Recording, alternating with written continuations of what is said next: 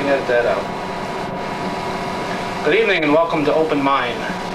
This is something that we'd like to do on a regular basis here on Channel 21. Open up our channel to issues of the day, where we get people from both sides on issues that are involved in the community, controversy. The purpose of this meeting is to inform the viewers of issues on both sides of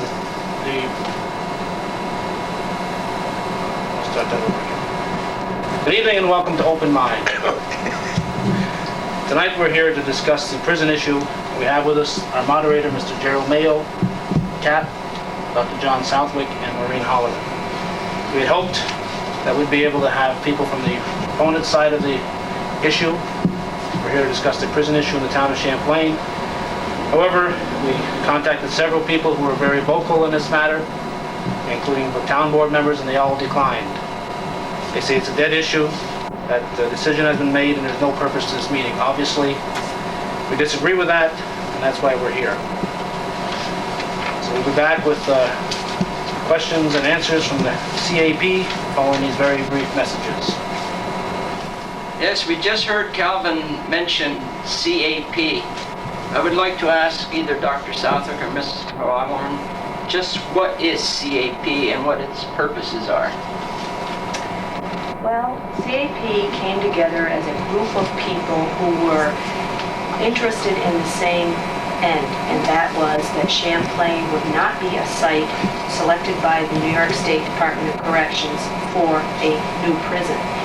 And basically, it started out as a collection of individuals who had written to the Press Republican, who had met at various town meetings or who had noticed each other at the informational meetings and just talked with each other and said, we ought to get together and do something. So we had an initial meeting sometime in the middle of October, and we came up with a plan of how we thought we could reasonably approach the whole issue, make our feelings known, and attain our goal. Thank you. Question for Dr. Southwick here.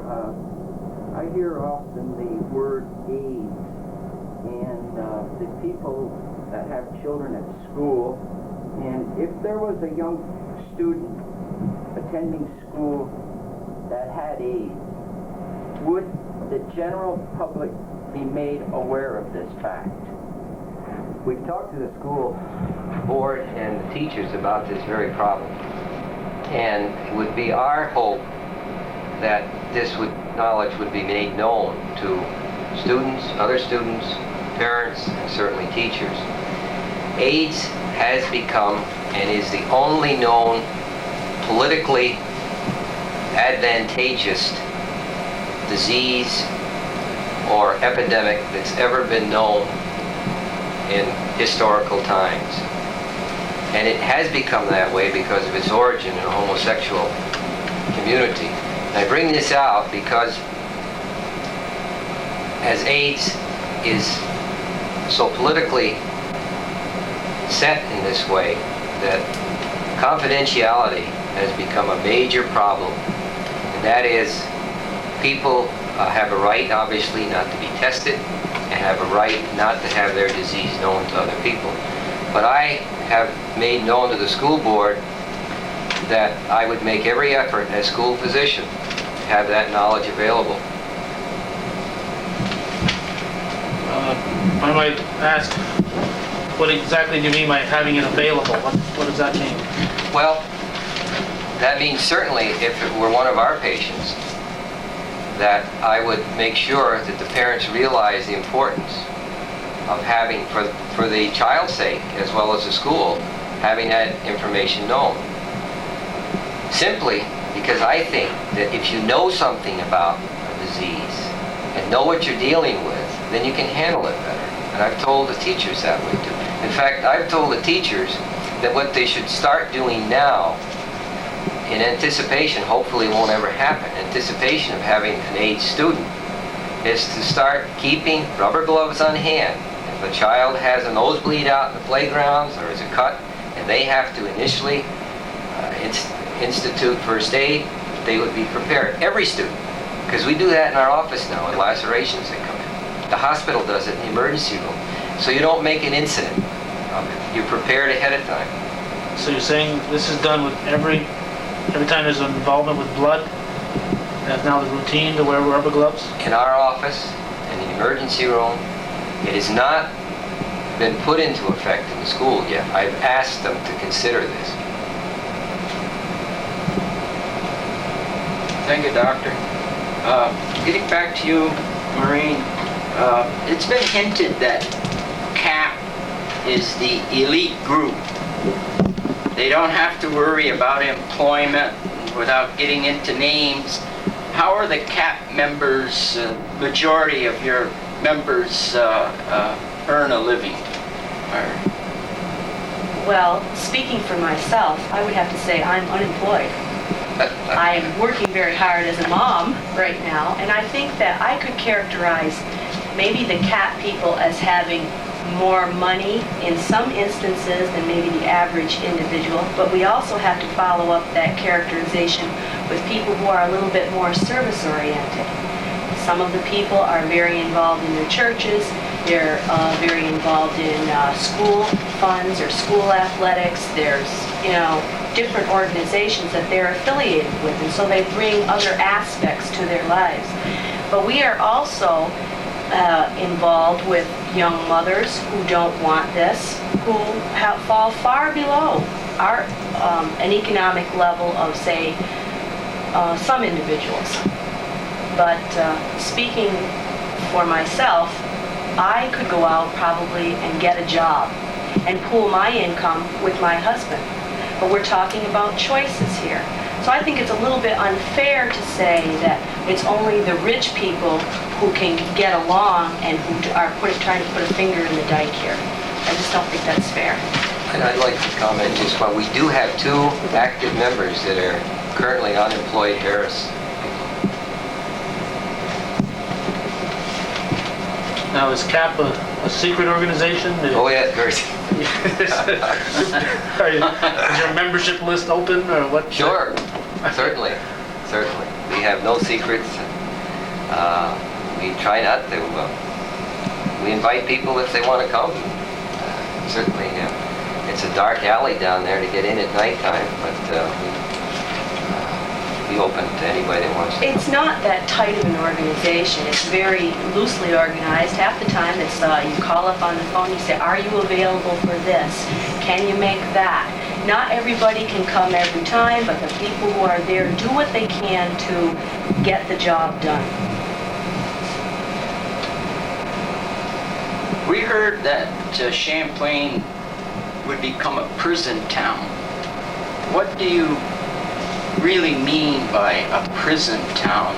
The fact that there's an institution located that would tag us as such, or just what do you feel?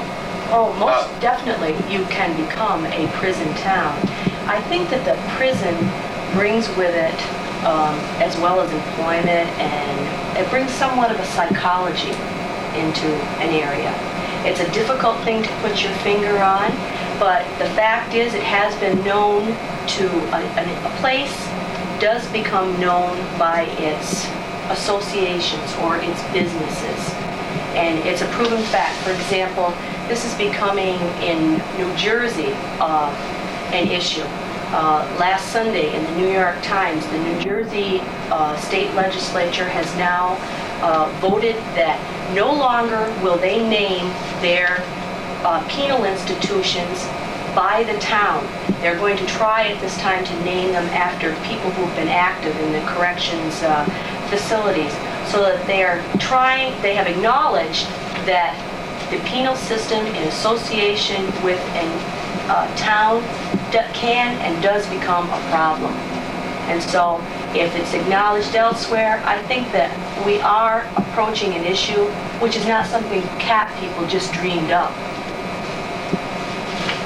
Okay, staying on that, would you have been so opposed to it if they would have said that we're not going to put the prison on the Boer property because we feel that that's a prime piece of property, that it's adjacent to the Northway, and it would be visible. If they would have picked a place out of sight, would it probably, you people wouldn't have been so opposed to it, or? I think that this out of sight, out of mind issue does figure into Cap's feelings a little bit. But I, as an individual, have always come from the point of view that it's not just Champlain that's involved. I'm hoping that Champlain's going to be the catalyst in the North Country itself. Champlain is one little place that can begin to say, gee, our area is being overtaken by these prisons. We've got 15 in the North Country. And by the North Country, I mean maybe a 5 or 6 county area. Now, there's 54 prisons in the total state, and we've got 15 of them. There's 6 prisons being proposed. 4 of them are being proposed in the northern New York area. So I think our numbers are a little bit on the heavy side, and so I think it's more a North Country issue than just a Champlain issue. My sights are set a little bit higher. If I may interrupt, on this prison town issue, do you think, is that really a main objection of CAT, of Champlain becoming a prison town? Or being labeled as a prison town? I think that was one of the initial objections, and primarily because what it leads to, at least what we think it leads to. That is, with an image that a community has put upon them by a prison moving in. Does that prevent other people from moving in? Does it even detract from correction officers living in the area? Because historically, in this area, correction officers haven't seen fit to either move to Dannemora or Altona. And just recently, in an article in the Adirondack, what's the name of that? Adirondack Light. Adirondack Light. With a new prison moving into Mariah, one of the correction officers said himself he was going to move to Ticonderoga or Fort Henry. He'd worked there, but he wasn't going to live there. So the image leads to many other things. And does it detract from other industry coming in? Does it detract from people unassociated with prison moving in? Leo Letourneau has been very good about writing letters to other communities, but he's gotten letters back, I think, from people that were not impartial to the prison system itself. I think he's tried hard, he's gotten some positive responses back in opposition to what I'm just saying. In other words, they say that, no, it doesn't detract. But I'm not so certain about this. I'd like to see, in fact, I thought of calling the college course directors to see if in political science they wouldn't think of maybe having a student do a research paper on this. Going out, we do a lot of surveys on how industry affects the environment, how it affects plants and animals, but nobody ever really does very much to see how industry or institutions like this affect people. And I think it would be a good study for somebody to do. It might not help our situation, but I think it would help somebody else's. Well, I know in that argument of the prison town, people have pointed to the Lake Placid area, which has prisons in that area, and you don't think of Lake Placid as a prison town. There's a prison, I guess, in the Lake George area that for the most part we're all unaware of. These are both big tourist areas. And also, how about Altona? Do you think, I don't think Altona's become labeled a prison town the way Dannemora is a prison town. I think it's a little early to say this about Altona. Give it a little time and see.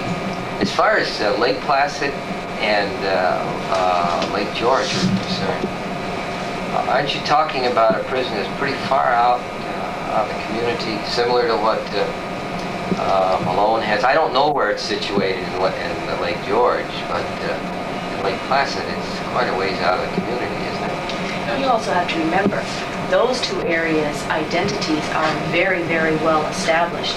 They are the playground of many people. They have been for years and years. Champlain, people pass through. We are in close proximity to Plattsburgh. So our identity is very small compared to, say, even Malone. Malone has a bigger population than we do. And so I think Champlain could be swallowed up a little bit faster than, say, a place like Malone, which is offering more choices to the people besides a correction facility.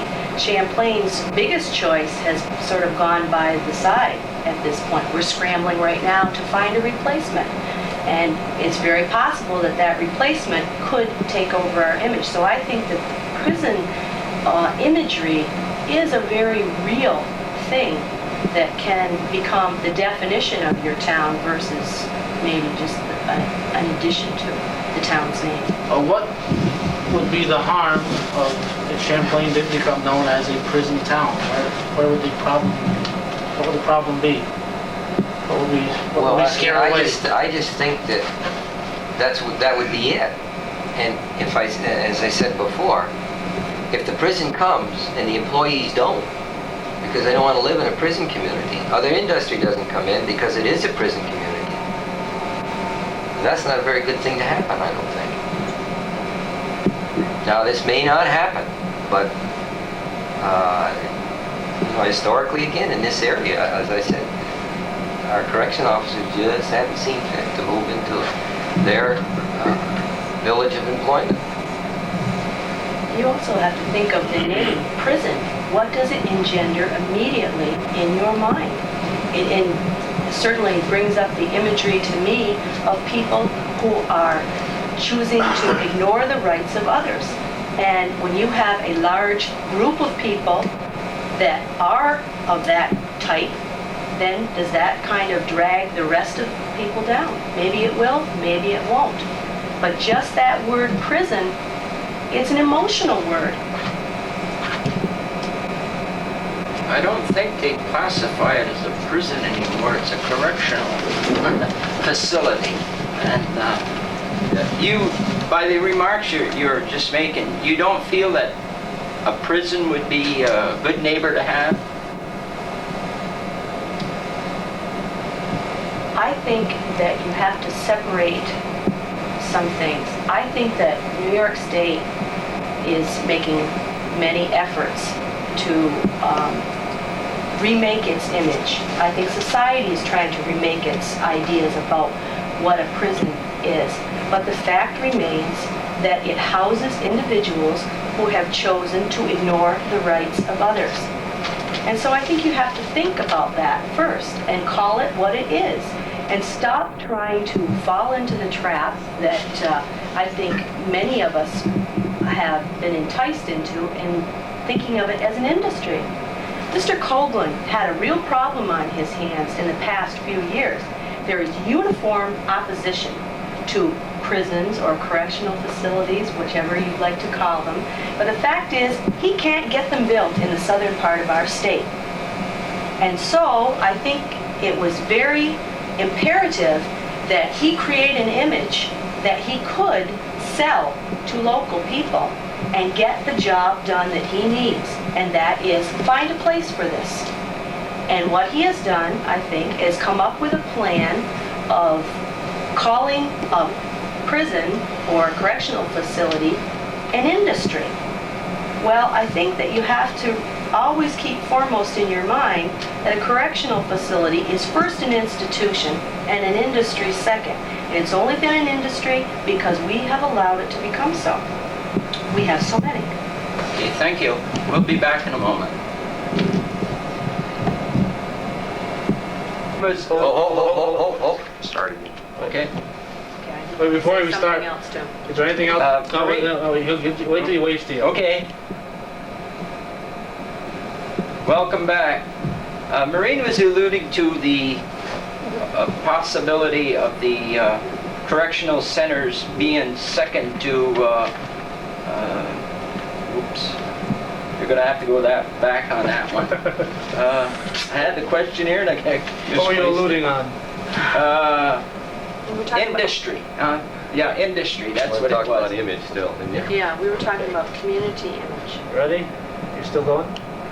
I'll give a wave so I'll know when I'm looking through it that we're coming back on there, okay? I'll give it wait about 3 seconds and stuff. Yeah. Welcome back. Maureen was alluding to the industry part of the prison, and I'd like to bring up the fact that it was made known that the pole light is closing, and that means we've lost some more jobs, and we have to sort of open up our minds to getting some industry here. And we know that prisons provide jobs, and I know that Kat really doesn't feel that there will be that many positions open for the people who were employed at Harris. How do you feel? Well, I think in Harris, you've got a very skilled type of worker. First of all, they are working on a union scale. They're used to a $10 an hour or whatever their wage scale was. And I understand that it's very hard to come down to a lesser paying job. But I'm wondering, out of those 250 union jobs, how many of those were Champlain residents? If this is the excuse for Champlain, New York to have the prison, how many of those people were just residents of Champlain and not Plattsburgh or Clinton County residents? And the other thing is, how many of those people would be really interested in now applying for a correctional job who hadn't already been in the pipeline to begin with and had been looking elsewhere? As far as I can see, most of the people, they had made up their minds, or they're going ahead in other directions. So to say that it's only for Harris or only for pole light, I think that's a little bit short-sighted too. Well, if I may jump in again, one of the big arguments, if not the big argument for the prison, has been that it will create jobs. Industries seem to be moving out, not just in Champlain, but everywhere. How are people going to work? What do you foresee without, if a prison did move in anywhere in the county, it would create 400 jobs in the county. I believe you probably would be opposed if it moved in anywhere within the county, particularly in Champlain. But where are we going to get the jobs from, if not from a prison or something along those lines? I think, first of all, nobody's ever told me at any one of the hearings exactly how many jobs would be created by a prison that weren't already filled. We know probably that all the correctional officers' jobs would have been filled by the time the prison opened in Champlain, if it did open in Champlain. What are left are, I think, either custodial-like jobs that pay on the average of $6 or $6.50 an hour. And compare that to the possibility, the strong possibility, that the gear factory will open up in Rouse's Point. It's supposed to pay $8 to $10 an hour. And more in line, even though I think one of the machinists, former machinists from Harris, said it's a different type of machinery, carrying out job, whatever, that it still would pay more. And I understand from what I've heard that the type of machining that's involved in gear making isn't really that much different and could be learned. So I think it'd be to the advantage of the unemployed, particularly at Harris, to take advantage of jobs at the gear factory for a higher paid job rather than doing something that would be quite a lot different than what they're usually doing. Also, I'd like to point out this too, is every time that these 400 jobs have been mentioned, now figured in that 400 jobs is also the psychologist or the psychiatrist who is making $41,000 or $51,000 versus maybe the clerical person who's making $13,000. Well, we know that there's 240 guard positions possibly available. We know there's maybe 60 support positions. All these, the support positions are mainly professionals. Now, I don't see how that's going to carry over and help the Harris workers. Well, I think if you just kind of keep it within the scope of helping the Harris workers, I don't think there's too many people that really believe it's going to help the Harris workers. I think what they're looking at is 400 jobs in the area, 400 jobs in the community. Now, granted, people living in Champlain are going to, if the prison is put here, if they're already living here, they're going to, if they're working in Altona or Dannemora, they'll try to transfer here. But that means there's going to be a spot open in Altona or Dannemora. So there's going to be 400 jobs in the county. Now, it may not be 400 Harris workers going to work, but it's going to be 400 people. But And if the person leaves the job at the mall in Plattsburgh, then maybe the Harris person can go to the job at the mall in Plattsburgh to fill in that spot. Do you agree with that? Does that sound reasonable, that it can create 400 vacancies for jobs, and by things shuffling around, you're going to have 400 people employed? Well, this is my feeling. If a person in Clinton County or Champlain, New York, wants to pursue a career in the corrections department, I think that they have ample opportunity in this county. We have 3. There are 20 some odd counties in our state that don't have any correctional facilities at all. And given the fact that most of the population is from the metropolitan areas, The prison population. Yes. Why should we absorb more? I think, just to get back again, not to interrupt Maureen, but you're right, if that were the case, if we were going to create 400 jobs in this area, fine. But it's unrealistic to think that all of those correctional jobs are going to either come to this area from Altona or whatever, and the people that now have those jobs and are the positions available in their previous jobs would be filled by people who move into this area. They may stay out, they may fill the job. That's my point. I'm not talking so much about the jobs. Obviously the jobs are going to be there. I'm concerned about the people moving to this area and not just having a jail there and having people working there and living elsewhere. That's not going to help Champlain. I'm not quite sure I follow. The people moving in for the jobs. Right. You're talking correction officers, you're Yes, talking the yeah. professionals, what are you talking? I'm talking about it primarily, initially, the correction officers who probably are already in the system. So those Either are- that or they're already lined up, because I understand there are already 600 applications lined up to take new jobs. You think that a good part of those might be people who are already from this community looking to get back? Some of them are, we know that. We know that because they're ones that are real strong proponents of the prison being in this community. Because it never occurred to me till right now, but thinking of the people that I know personally who work at the prison, I don't know anybody that didn't already know. I can't think of anybody that I know who works at the prison that didn't live here 20 years ago or whatever. People that I know working at the prison are people that I've known all my life. So I can't think of any corrections officers who have moved into the area and live in this area that I'm now familiar with, as opposed to people who work at the border, who have moved in, or other areas like that. There were school teachers and things like that there. But corrections officers, I'd be hard pressed to come up with a name of somebody that I've just met in the last 10 years who has moved into the area from another area and now works at one of the prisons. Well, maybe I'm missing your point a little bit, Well, what I'm Calvin. saying is I think the people who will move and live up here in Champlain and work in Altona, Dannemora, Lime Mountain are already Clinton County residents who will move back into the area. I don't think Maybe. you're going to get the person Yeah. from Long Island who works for the prison to move up here. I don't know of anybody. I can't think of anybody. Can you Well, walk I in? don't know all, not in our particular community, but I certainly don't know all of the correction officers I know, but in this... any of it, and I haven't seen it. But that's part of my point.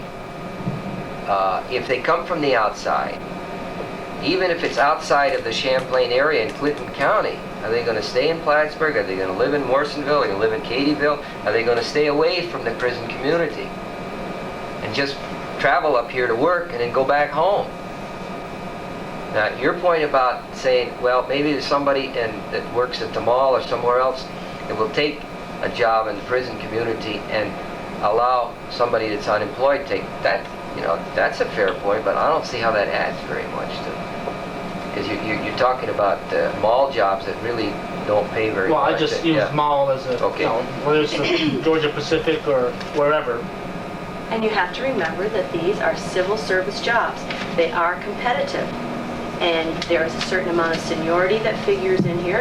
And if things follow historically as they did in Altona, only 3 new people were hired in Altona. That's the rest of the jobs were filled by people who were already within the system. And let's face it, if you've got seniority and you probably have a choice between working in a maximum facility and working in a medium facility, what are you going to take if history also follows itself? Okay, well, looking at Altona, when I was up there for that tour, every place I went, I saw a familiar face dressed in a guard's uniform. And if Altona weren't there, then these people would probably be either working in Dannemora or still be downstate. So even though it only created 3 new positions, if that, I'm not disputed, I have no idea where you got your figures or whatever, it really helped, it brought these people back. They may have already been employed with the prison, but they weren't working in Clinton County. Now you've got those jobs in Clinton County. So the guy who lives in Rouse's Point, works in Altona, he might have been working in Albany area right now instead, because he's working for the prison. Well, I don't think it's up to us to always make life easier by saying yes to somebody because they have a personal choice on the line. When you're growing up or when you're coming of age and looking for a job and this and that, I think part of the learning process is learning how to make choices. And if making that choice means that you have to look elsewhere beyond the place where you were raised and brought up, then you have to do it for the time being. Maybe you will be fortunate enough to come back into your own home area if that's what you choose. But I don't think you always have to ask others to make that compromise their feelings and their homes and their ideas, so just to make room for you. And I think that this has become a very strong issue in this whole discussion as to the legitimacy of people saying something because they were either born in the area and raised in the area versus somebody who's moved into the area. Everybody has an idea of the way they want things to be, and everybody has the right to promote that idea for whatever means they would like to achieve. So this is where we're headed.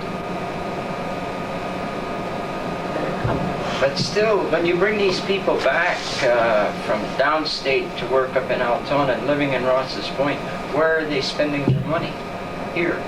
This is what we want. Well, They've never moved away, though, have they? Let me ask you this. Do you know, this is a matter of curiosity on my part because I don't know. Do you know of people that are in the correction organization as correction officers that are living downstate, and that if the correctional facility were erected here in the Champlain area, would move back to Champlain? Do you know people, Calvin? Yeah, I know the number? Well, a number, I don't know where everybody is working You at see, the moment. this but is I know a one of number. my points. There are a number of people, yes. Yeah, are they going to move back here? And that doesn't promote the prison image is any better for me, but it gives the proponents a little bit of leverage if we can build up our community with good citizens that will help our tax base, because you don't get people moving out of this area because the taxes are high. Well, one of the paradoxes of the argument I've heard against the prison is you've said that you don't think people historically live in the community where the prison is, and yet I've also heard the argument that the reason the people who are prison guards want it in Champlain is so they won't have to travel so far to work. Now both of those can't be true. Well, it can be true for the people that live here already, that wouldn't necessarily move away, except for this one I mentioned in Mariah. He's going to move away. He wants to work in Mariah, but he doesn't want to live there. He doesn't want any prison in his community. So there must be some people. I don't know how big a factor it would be, and I think you're probably right. The people that lived here and this is their hometown would probably come back. But I'm talking about new people. This is what we're trying to generate. It's new people too. Not only businesses, we're talking about new people moving in. Our school taxes are high, our tax rate is high, and we need people in here to build houses, to live here, that have reasonable paying jobs, that can pay taxes. And this is where an industry would help, and this is where people moving in with an industry would help. Well, I know, I can talk about Harris now since they're leaving the area, that whether it was a written policy or just the way it happened, that when the people moving in, the executives they would hire, they'd locate them in Peru and Plattsburgh. Right. And they didn't want them to become, they didn't want, if I may throw out some names of people who have been in our community, like the John Zerlo Sr. and the Richard Maras, who was head of Eris, and John Zerlo, head of Sheridan. Those were things of the past. They didn't want these leaders of the companies to live in their communities. They wanted them outside of the community where the people were But they're that's a working little with. different than a prison, Calvin, because this is a very select few number that are the executives. You know, they're not that many. Whereas if you're talking about how many prison guards, 240, and that constitutes a greater number than a few executives, and that their higher-ups don't want them living in the community. I'm talking about the main workers themselves. And it's unlikely if there was an industry, I don't know for sure, but it's unlikely if there's an industry that people would try to move near their work. They generally do. Well, and they're contradicting Maureen's earlier point that she's wondering how many of these laid-off Harris people actually lived in the town of Champlain. Since this was supposed to be for Champlain, her point was most of the people didn't live in the town of Champlain, therefore I would think percentage-wise it's probably going to work out about the same. Until that, really when you weigh all the pluses and the minuses, you're going to get a certain percentage of the people who work at Harris or Eris that live in the local community, and a certain percentage that don't. And I think you're probably running the same thing with a prison. Well, you disagree with that? Yeah, I disagree a little bit, and I'll tell you why. I think That's why we're we're leaving here. our moderator out of there. No, that's fine. I'm enjoying this. I think, get back to the train of thought here. I think that there's a little bit of difference there, because you have people, again, that still view a prison community as something that's probably not positive in the image of the community. And I think that if people are already here, have lived here, born here, raised here, would probably come back. But new people, I would wonder whether they would. Well, how about industry? It's not always the cleanest. Now, when I started at Harris 1966, there was a foundry there. And that was a... I know, I lived Aluminum. right across from that foundry Right. since the day I was born. Right. It never bothered me, I loved it. well, I have Okay. asthma and I'm sorry. breathing in that stuff. Yeah. You know, so industry isn't always, I Right. don't know what kind of pollution this gear works might, it may not be a clean industry. I haven't heard the bottom line on the gear industry. Isn't there pluses and minuses anytime you get into anything, whether it's industry or prison or whatever else? Aren't there always things to be weighed? I think also this day and age to set up a new industry, there are strict environmental regulations that have to be followed, I would think, as far as pollution is concerned. I don't want to bring our moderator back in, or... No, go ahead. Well, we're going to cut one again. Yes, we'll cut. We'll be right back in a moment. Do you want to stick to this 10 minutes or 20 minutes? Welcome back. I'd like to ask this question to you two people. What effect do you think that this prison would have on our tax base overall? My concern about it was initially, prison, of course, would be tax-free, built on tax-free land, or eventually would be considered tax-free land. Now, I understand, and I've read a letter from our supervisor, Leo Letourneau, that probably that would not be a big item. However, if the prison indeed came in and substituted for an industry that eventually would be tax-paying, that could create some problems.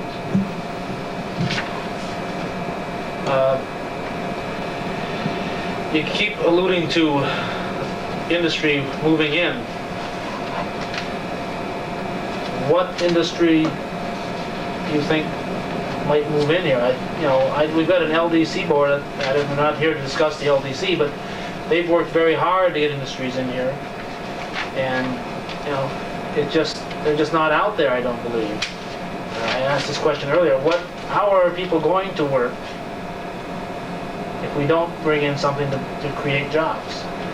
And, they're already doing everything they can, in my opinion, to bring in industry. Now, Harris has moved out. There's a Polite announced its closing yesterday, made it official. There's another large industry that I'm not going to mention in here, but that employs a large number of people, probably the biggest employer in town, that people are worried if it's going to be here 10 years from now. Wouldn't a prison create jobs that are going to be here 20 years from now? Unfortunately, crime isn't going to go away. Isn't it a safe, secure place? A safe in the meaning that job security, a secure place to work? Where are people going to work? That's my question. I don't think anybody could argue with that it would be safe and secure, because you wouldn't have to worry about any AMI coming along and buying up the prison and moving it somewhere else. So, yeah, you're right. But I look at kind of what the LDC has done. People have put it down, but there is new industry that's come in. And again, we've said it 3 times, and I'll say it the 4th time. So this gear factory is going to probably create upwards of 75 jobs. I understand that there is a possibility of some other industry, but I don't know. I'm not privy to the LDC's information, so I can't answer. And I think you have a point that the prison would, provide jobs. But again, are those jobs here? Are they going to be taken up from people that need jobs here?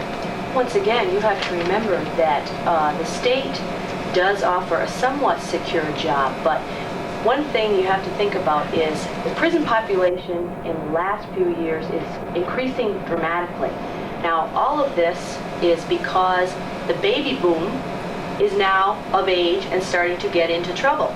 Now, when the baby boom peters out, or they're all into other things, or they're too old, and we have a bulk of prisons, what are we going to do with all these prisons that we have that maybe are obsolete, like some of the schools have become, because the population figures have changed.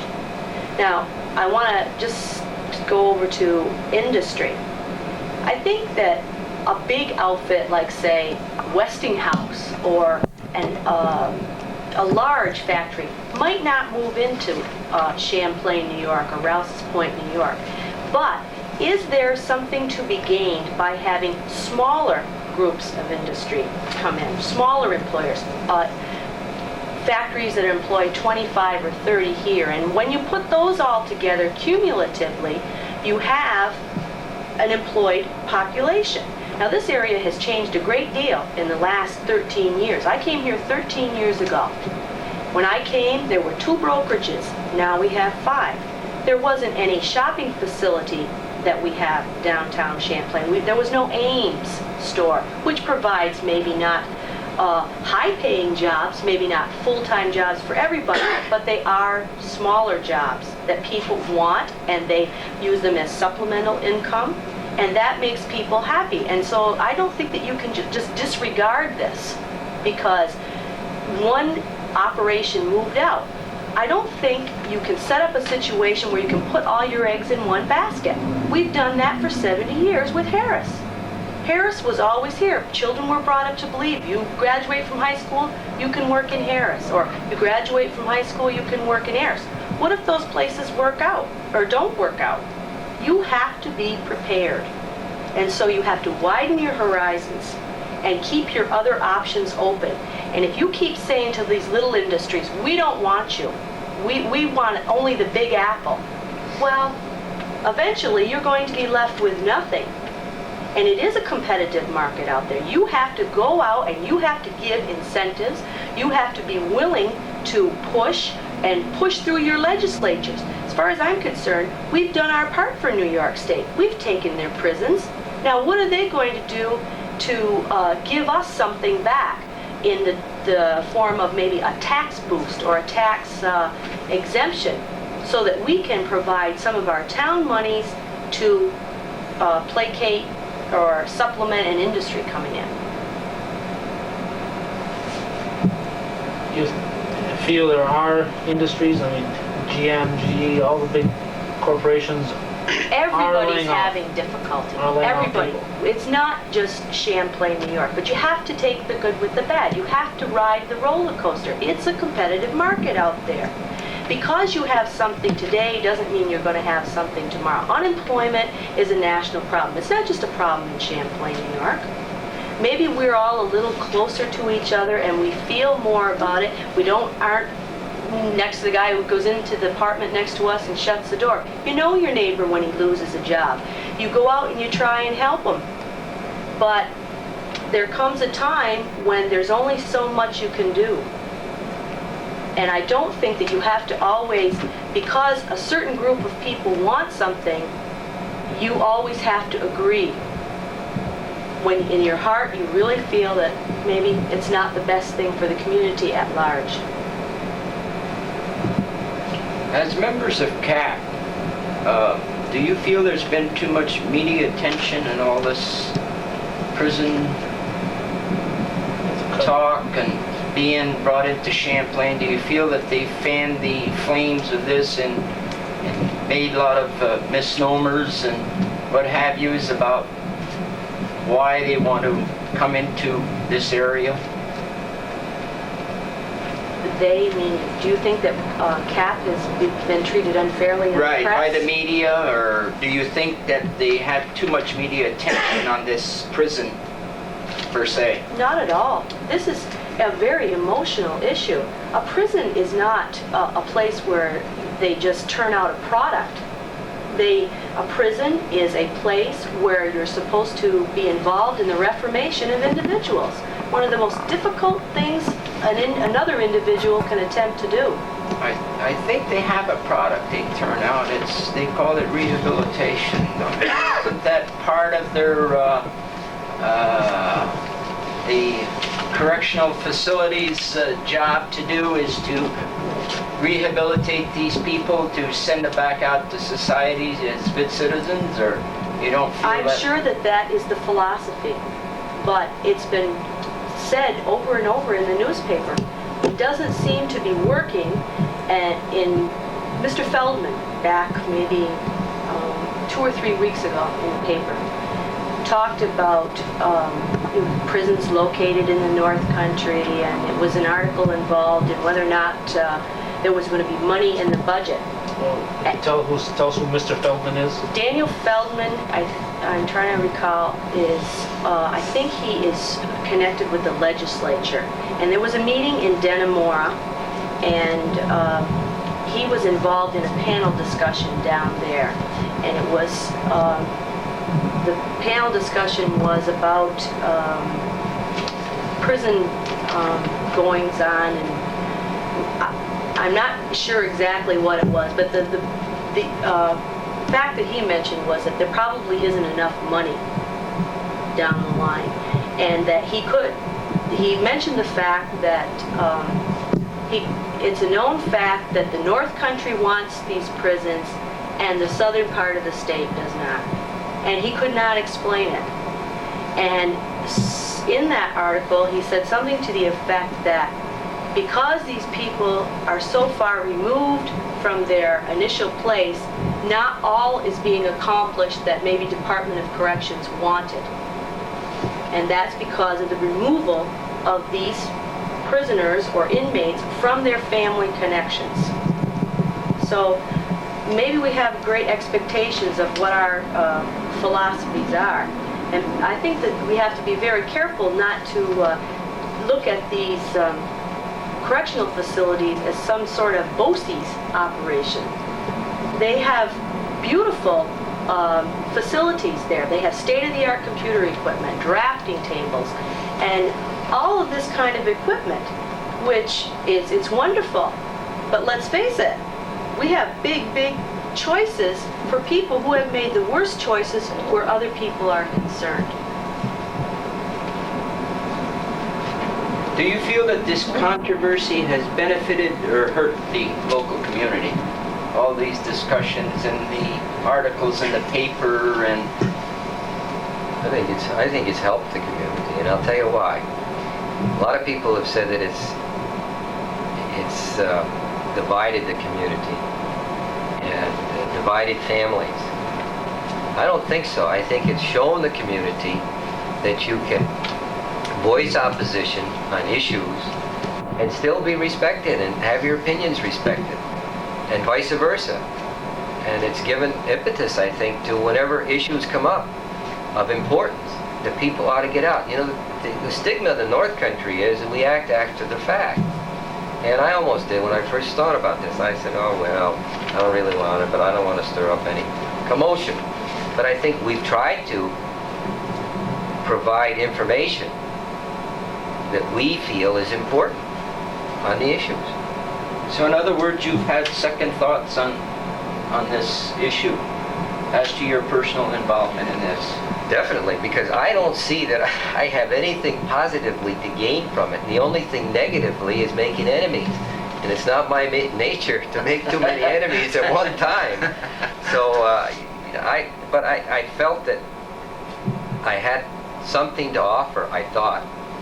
And why not voice it and let people judge whether or not what I had to say was important to them. And that brings up the point of whether or not we're ever going to be able to judge the community as a whole as to how they feel about this issue. So you feel that maybe the town board should have, instead of just coming out and saying, yes, we're in favor of this, they should have had a vote on this issue and let the people help them decide this issue, or how do you think they should have handled this other than the way they handled it? I think two things might have been beneficial to the board, and some of this is obviously hindsight. It's easier hindsight than it is foresight. But one of them was to be a little bit more cautious in approaching this and providing a little more information to the public about what was about to happen. Now, I was told in the beginning there would be at least 3 or 4 informational meetings on this. Now, one was held, and the second one was held within about within 2 days of notice, so people couldn't really arrange their schedules to attend the meetings. I understand the urgency that the town board was faced with in competing with other communities for this, and they felt that they had to get on the bandwagon.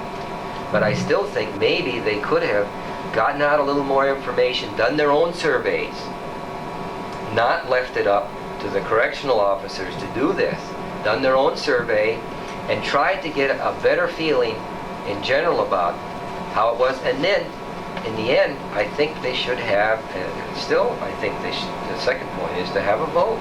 Because there are a lot of people out there that are not going to voice their opinions about this, pro or con, mostly against, because they don't want to stir up any more trouble. Well, I understand they've already had a survey, and it showed that you just can't find the figure. 1,100 to 30, 1,100 for, 30 against. I mean, that gives a pretty clear view that what they want. I can tell you right now, I see approximately 30 to 40 people a day, and I know the negatives are a lot greater than 45. Now, granted, some people come in and tell me probably what I want to hear. And I also know that 1,100 people is less than 20% of the population of the town of Champlain. So that's not a true indication, I don't think, of how the people really feel. Now, if this did get into a vote, do you think it would open the doors where every time there was a controversy in the town, you'd have to vote on it to decide which way the town should go on it? I think a controversy as major an impact as this, yes, and I think it should be. We've also said, I'm sorry to interrupt that. We've also said if a vote were held and it showed a margin of 60 to 40 or better in favor of the prison, that we as CAP would disorganize and back off. That doesn't mean we as individuals would necessarily favor the prison, but we would no longer be an active, viable organization. Now, how many members are there in CAP? CAP itself, I think we have 35 or 40. Well, it depends on a given meeting. I would say we've got maybe upwards to 70 people that would, have told us that they will do things in the background. They're for us. They want, the whole thing to be settled by a vote eventually. But as far as coming out and making every meeting, it just isn't going to happen. It is a thorny issue. No one is going to go out and be ridiculed or chastised, which has been the experience of CAP members. Now, let's be honest about it. CAP hasn't very often been attacked for what they've said. It's most often been for who they are, what their economic level is, where their professional services lie, or what their other services might be. And I just don't think that that's a very fair way to attack an issue. Let's get the information out. Let's trade figures. Let's have discussion. Let's not say attack a person's vocabulary or their education or things like that. It serves no purpose. And what it does do is guarantee that there's a lot of individuals who aren't going to subject themselves to that type of behavior. What you just said, you had some people that would work in the background. I've taken it that they're not ready to come forth and say, I'm against it. But put those same people in a booth where they could close the curtain, they might vote the other way. They might vote for it. But the fact is, they'd be given the opportunity to express their opinion. Now, I understand where the town board is coming from. They're saying, we don't want to spend public money on postage or setting up a building or this or that. But they could have been a little more magnanimous about accepting the Chamber of Commerce opportunity or service, but they've said no. They've been very urgent about this right from the beginning. 48 hours notice, and we're going to have this second informational meeting. We've got to get this over and done. When in fact, we know that this isn't going to be decided until March. So to me, there's plenty of time. The legislature's going to decide this. They're going to meet in March. It's going to be done by alphabetical order. Champlain is going to appear on the list just like all the rest. It doesn't matter who's got in by October 30th or who made their letter January 1st. I think the state has made it very clear they're going to consider everybody equal. They have to. That's the democratic process. I think it's up to us to make sure we consider each other equal in voicing our opinions. So you think the town board has shut off discussion on this a little prematurely, is that your feel? Because I'm going to, well, we'll probably pick up on that. I want to break for a commercial, and I'm going to, at the second public hearing, I asked the question that the town board was going to vote regarding the prison that night. So I asked the question, if they vote yes, does it mean that the opposition is over with? That can there be further discussion on it? And I was told we can't have further discussion on it. So we're going to run that tape and we're back after a couple of words and we'll pick up at this point.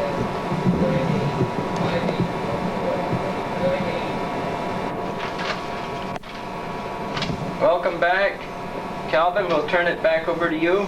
Okay, the point we're on was the closing the door and the discussion. I was under the impression after I left that town board meeting that discussion would be ongoing, that there was a time limit factor, that Keysville, Ellenburg were looking at this prison and Champlain wanted to get on the bandwagon before it pulled away. That even though the board was going ahead with the vote, that they were still going on with the discussion. And trying to line up tonight's roundtable discussion here, I was told that it was a dead issue by the board members, that nothing could be accomplished here. They didn't want to talk about it anymore. So I think they're trying to make you guys go away by ignoring you. I'd like to get it on the record, you said it.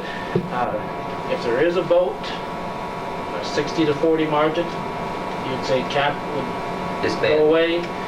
There'd be no more organization. No more organization, but would you have 70 individuals out there? You can't dictate to what the individuals will say. We just said that as an organization, we would no longer be viable. What would you hope, if it was a 60, 40, 75, 25, what more would you hope to accomplish if you already saw that the majority of opinion was against you, what would you be looking for? I think if it's 60 to 40, then you would say, well, you know, that's a pretty significant opposition to come out and vote against an issue that's as emotional as this. Well, If it's less than it, if it's 75 to 25, you know, I'd fold my tent and I'd say, I'd write my letter, whatever I had in mind to whoever the powers that would be, and express my opinion again, as I've said several times, and then I'd quit, because I think that the die would be cast. So it's probably an individual decision for every CAP member Sure. as to what kind of a vote it would take to make them go away, and probably, Not in, yeah, as individuals, sure. yeah. But You're not gonna take so away- CAP dissolves, and all of a sudden a new organization comes up. That's a possibility or not? I don't think so. I don't think so, because I think people have said about what they can say. We've, in some ways, exhausted it. We've been very disappointed that a vote was never had. I was so disappointed to think, when I walked away from the first town board meeting, that the effort toward engaging the Chamber of Commerce was so left-handed. I know Mr. Moore has said that there was a misunderstanding, but it seems to me that given the snowball effect that has come across, that they would have been a little bit more interested in what the people out there really thought, rather than this urgency, we've got to get this done. In other places, the task forces have been created even before the people have submitted their request to the state. And I just don't understand why even that couldn't have been done in Champlain. Mr. Letourneau has says, we won't create a task force until we get the nod from the state that they are in fact going to do something for Champlain. Well, why is that? In Canton, New York, the thought has been brought up, should that community approach the state for a prison? They've already sent out a survey, they've made all kinds of plans, they've had meetings. The same situation. It seems that in that situation, they're a little bit more interested in what the average person has to say than maybe the situation in Champlain.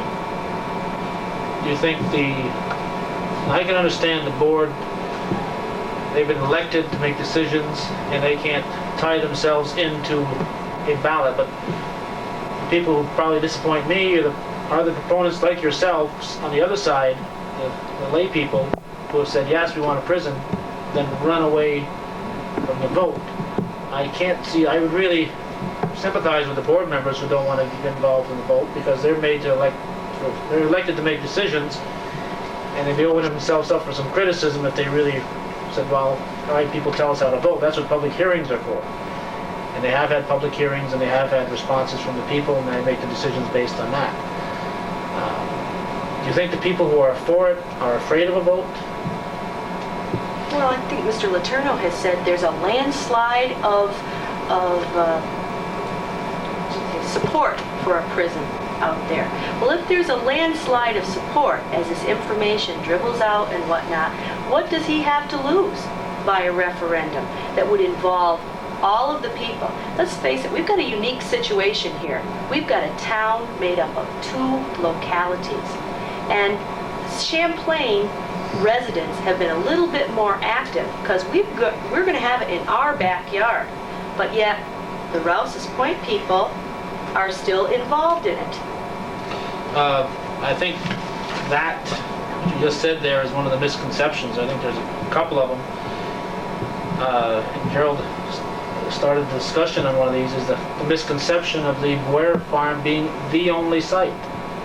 Now, the state has never said that was the site. Now, at the first public hearing, the people from Malone said, I believe there were 3, they said at least 3 sites.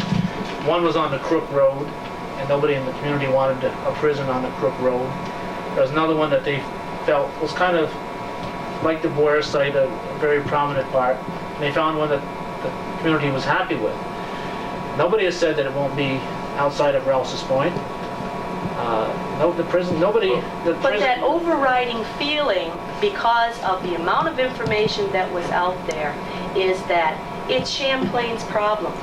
Well, one of the places is in Kings Bay, which is just outside of Rouse's Point. When it first came up, I think the reason for the Ware site being identified as the site was that was felt to be, in the initial oversee, that this was the most ideal site as far as land outlay was concerned. I think that's why it was promoted. But I know that there are at least 2 town board members that I've talked to that are pretty strongly against that being the final site. Now, if they have anything to say about it, I suppose they do.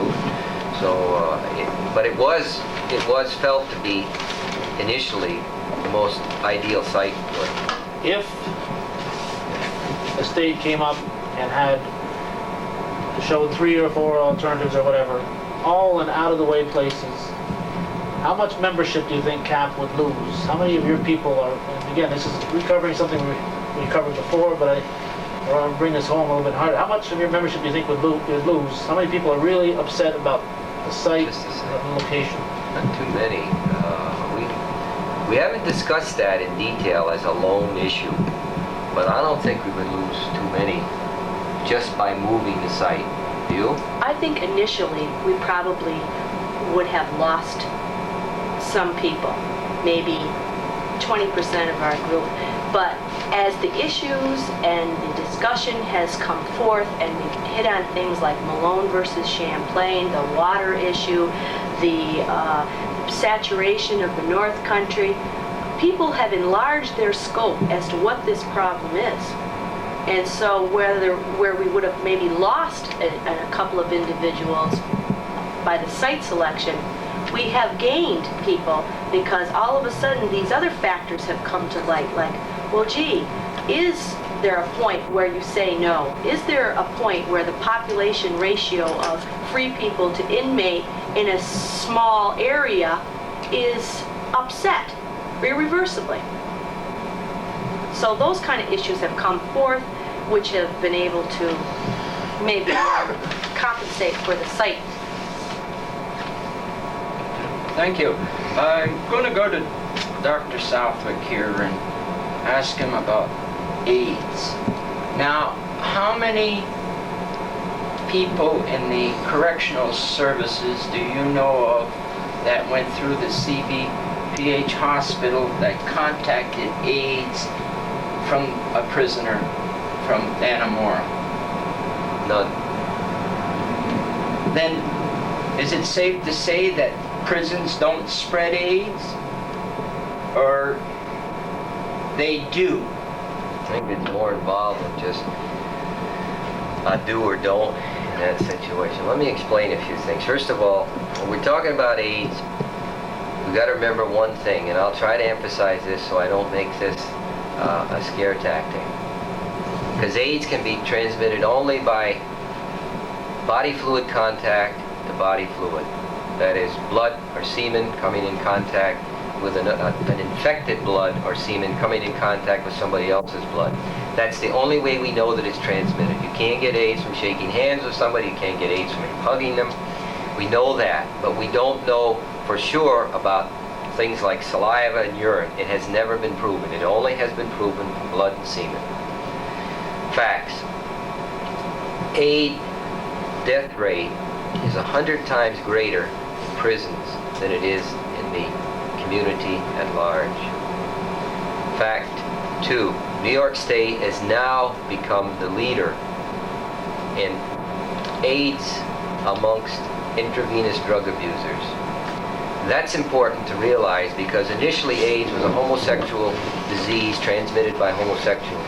Intravenous drug abusers very often are heterosexuals, so they have become the bridgers in transmitting that to heterosexual population. 30 to 40% of inmates in correctional facilities are intravenous drug abusers. Upwards, and studies are hard to do in this, but there was two Maryland studies in Maryland correctional facilities showed that about 12% of inmates in prisons had AIDS. Either AIDS or were carriers. The same, there is a difference between AIDS and AIDS carriers, but they both can transmit it. Now, with these percentages, if you bring more people up here, these people are eventually going to be in the hospital, because intravenous drug abusers generally get a condition called a rare form of pneumonia that requires intravenous antibiotics to treat. That has to be done in the hospital. And some of the new drugs used to treat AIDS are so potent and so toxic that you have to do blood tests every day on them, or you have to monitor them. So the lab technicians are in there sticking needles in these people. And I maintain that even though there are only 8 to 10 cases known where technicians have gotten AIDS, that's 8 to 10 cases, not New York State, I'm talking about worldwide. If you have the safest road in the world, and you have all the stop signs, you have the red lights, everybody drives safely, if you bring in more and more cars on that road, eventually you're going to have an accident. And once you have an accident with AIDS, you know, it's not like, here's a serum, you're cured. You've had it. And I don't think we should bring another correctional facility in there to put more AIDS patients in our hospital. The last 2 times that I've been on call at the hospital, an AIDS patient has come through, and we've had to put in the hospital.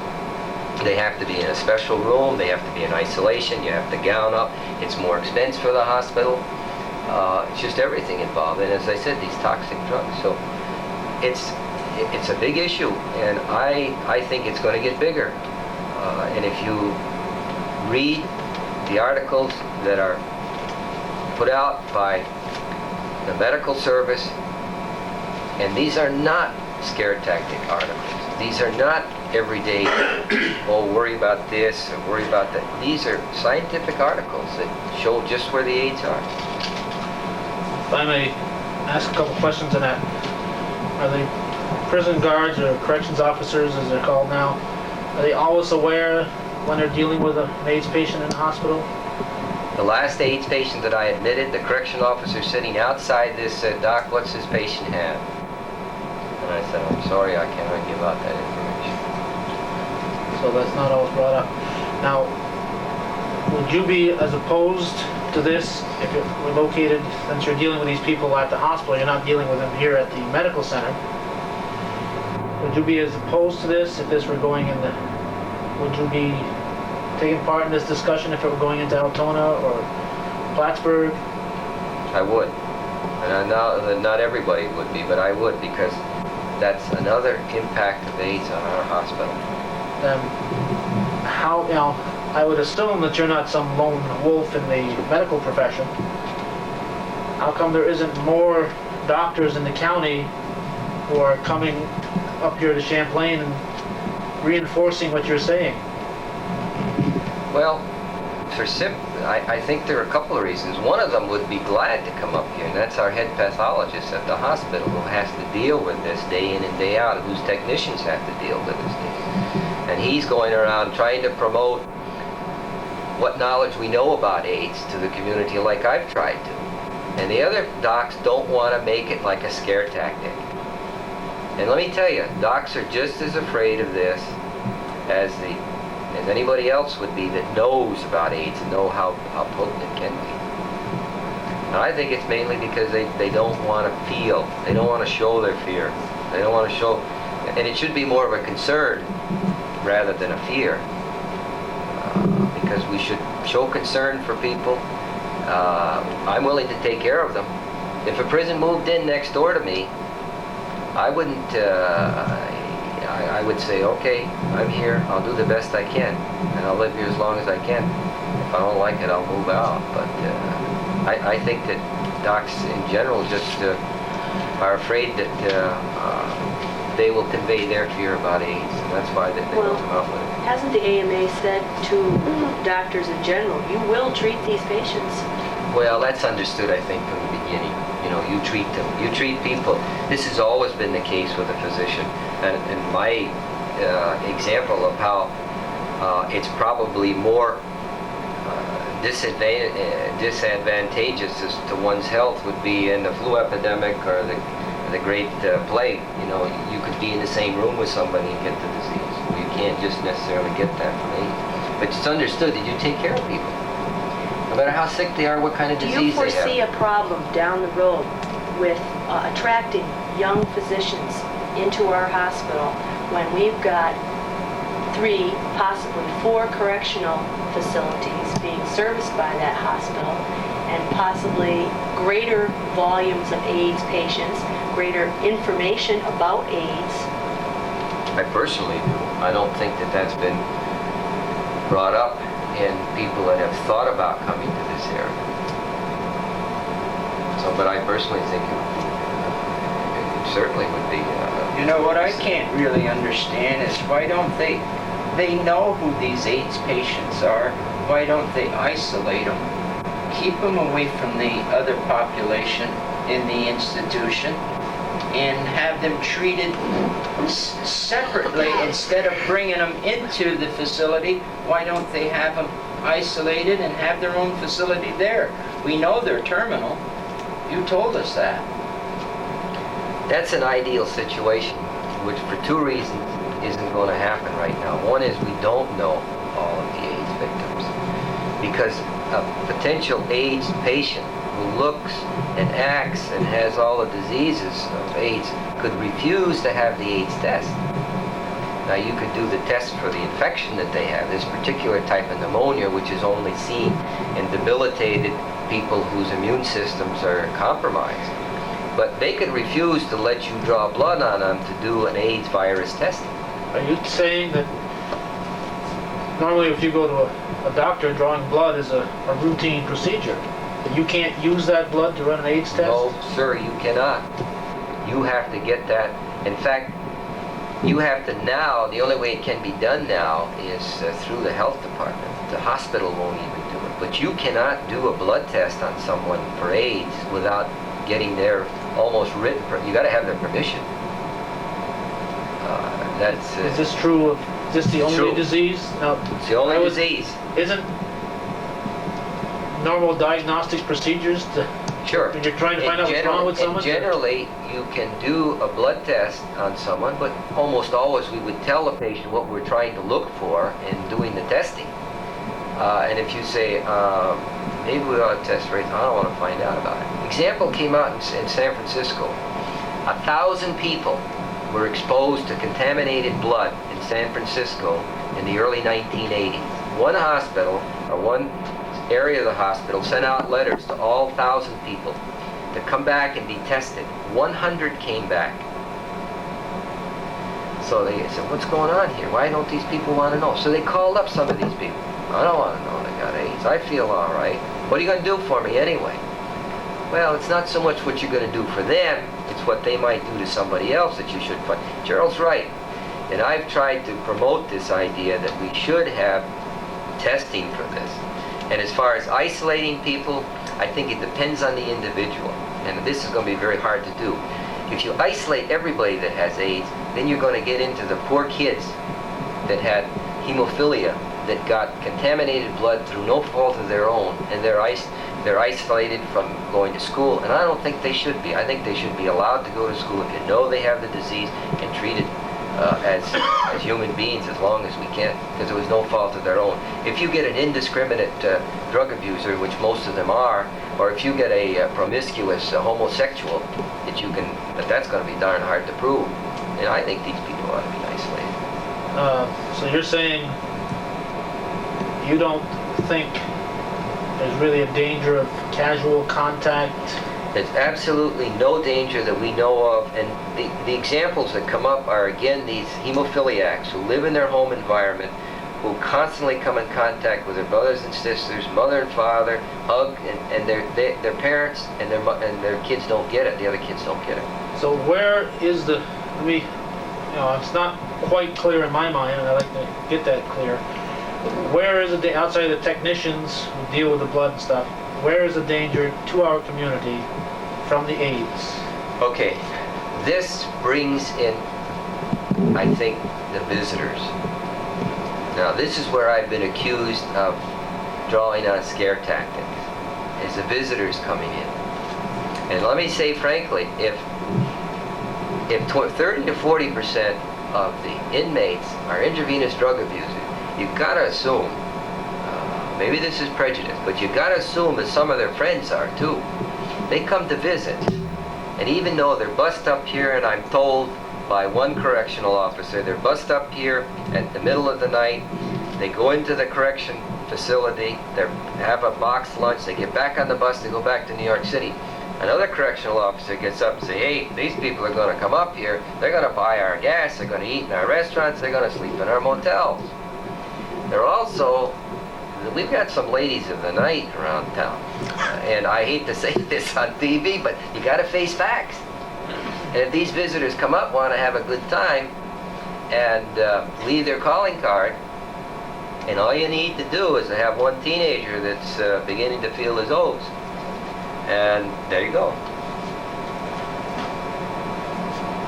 Okay, going back to school, if there's a child in school and the teacher doesn't know that he is a carrier of AIDS, and like you said, he cuts himself, and the teacher treats this youngster and becomes infected.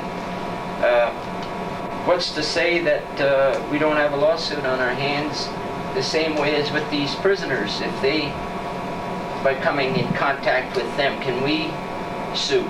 Like your people here working on them at the hospital, the nurses, and what's their recourse to this? They don't know. You just said you don't identify an AIDS patient. I mean, I think they should be identified. Oh, I said that if the school, now, if the school doesn't know that the kid, the child with AIDS is there, I don't think the school would be liable. But I would try. I don't think so. Pretty much sure that they would know that the child has AIDS, because in Florida there were these. Yeah, but that they were identified as AIDS, and this is why I've said that if we have an AIDS student, that everybody be aware of it, and everybody start soon to treat every child the same way. Have the rubber gloves available so that if there is a cut or a bloody nose, you put the gloves on automatically. Whether it's my grandson or Calvin's kids or whoever, you treat them all the same. I'd like to get back to that question about the visitors. So you're saying there probably is, we have what, there's 2,000 inmates in Dannemora, I believe?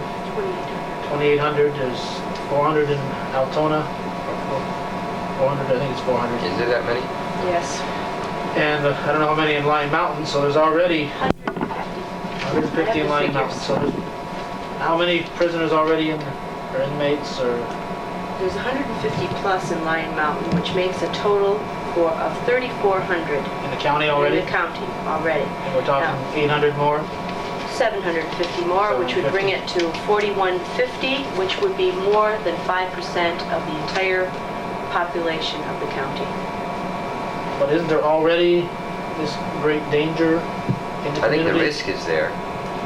You can say, can I identify anybody that's gotten AIDS from visitors? I can't. Well, no, it's relatively new. Yeah. So that it'd just be, you're saying it'd be compounding the risk that's already there. And I think, yes. And another point, these people are treated at the hospital. I would hope that the state is picking up the cost on this. Is that the story, or what's the story there? I tried to find that out today, Calvin, and they have not said anything specific. I talked to the executive director of the hospital today, and they don't have anything really set, so I can't really tell you about that. How much cost is involved. There is a tremendous amount of cost involved. I can tell you how much it costs per year to take care of one AIDS patient, and that's in the realm of $70,000 to $100,000 a year. Now, what does this money? What is it? What is the $70,000 buy? Well, you're talking about a lot of expensive intravenous drugs, medications, just the care, the extra care that they need, the gowns that are needed, the isolation techniques that are necessary, tremendous amount of blood work that's necessary to monitor any toxicity from the drugs. So it's in a dark way, it's creating jobs for the people at the hospital. Probably not too. The problem is that you're creating jobs where people don't want the jobs. And you're drawing on a limited source already, because we're having a terrible time getting nurses. And if you have to assign one nurse to one patient and has to spend a lot more time with that one patient, that's taken away from other patients. And it's not just a matter of creating jobs. If creating jobs would be fine, but you can't get nurses. Are these technicians and the people coming in contact at the hospitals with these aged patients, do they have a choice?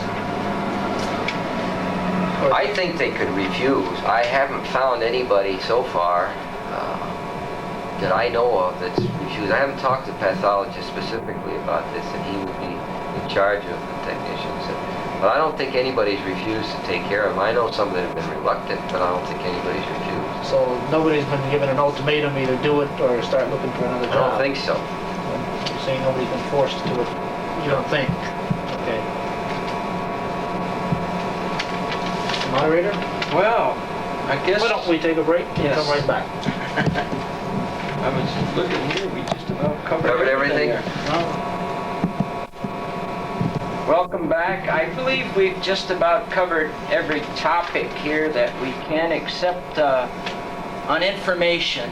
And this is what this meeting or this show is all about, is to get information to the people so that they can make a better judgment in their assessment on this prison deal, to have or to have not. And I think Calvin has a little article here that he cut out of the paper on misinformation. Cal? I think there's been an abundance of misinformation. You hear it at the public hearings, things put out as fact that are just perceptions. But in Monday's paper, there was one in the Speak Out column regarding they referred to the Raybrook Correction Facility and a clerk typist in the United States. There was an ad for help wanted, and it said that individuals had to not reach their 35th birthday. And it says, so people in the Champlain area, you're not going to be able to have a job if you're 35 years or older. Well, the Raybrook facility is federal, and that's a federal guideline. And a lot of this misinformation gets out there, and people absorb it as fact.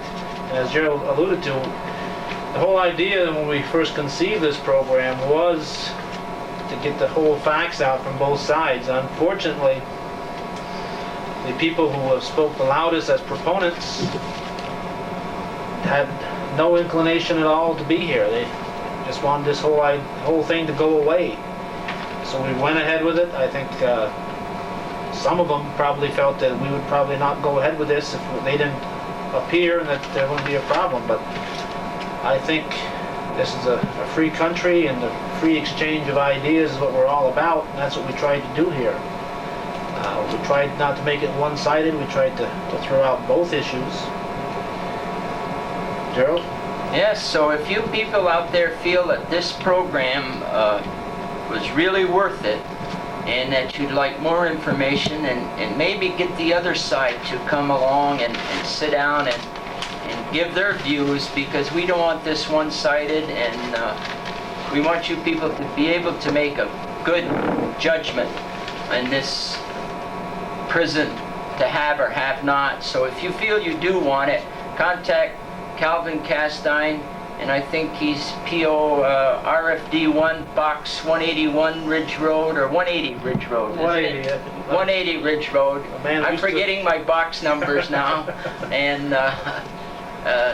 or contact myself, P.O. Box 68 in Champlain, and if we get enough, if you people want more of this, we'll get it back on.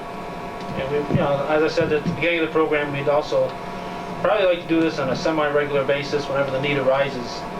And there's other items that come up from time to time that have a controversy in the area, and we'd like to open the forum up to some free and open expression. I want to thank Gerald Mayo for volunteering his time here to be our moderator tonight. Dr. Southwick and Maureen Holleran from CAP for being here and sitting down and discussing their opinions with us.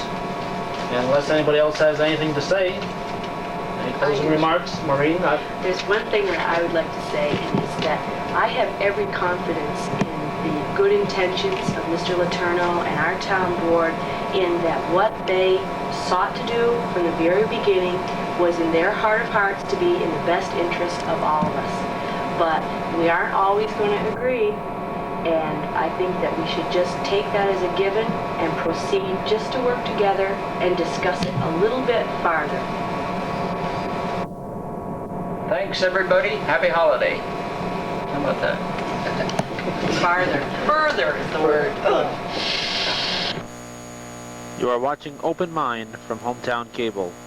The purpose of this program is to provide an open forum to discuss the issues that are uppermost in the minds of our local viewers, to give both sides an opportunity to present their views to the people in our viewing audience. Every effort is made to provide a fair and open discussion on the evening's topics. Tonight's program deals with the subject of the possibility of New York State locating a medium security prison somewhere within the township of Champlain. We had hoped to include in tonight's roundtable discussion 2 representatives from the prison proponents. We contacted several of the people who have been most vocal in their support of this issue, including town board members. They all declined. They claimed this is a dead issue, the decision has been made by the town board, and that no purpose can be served by this meeting tonight. Obviously, we disagree.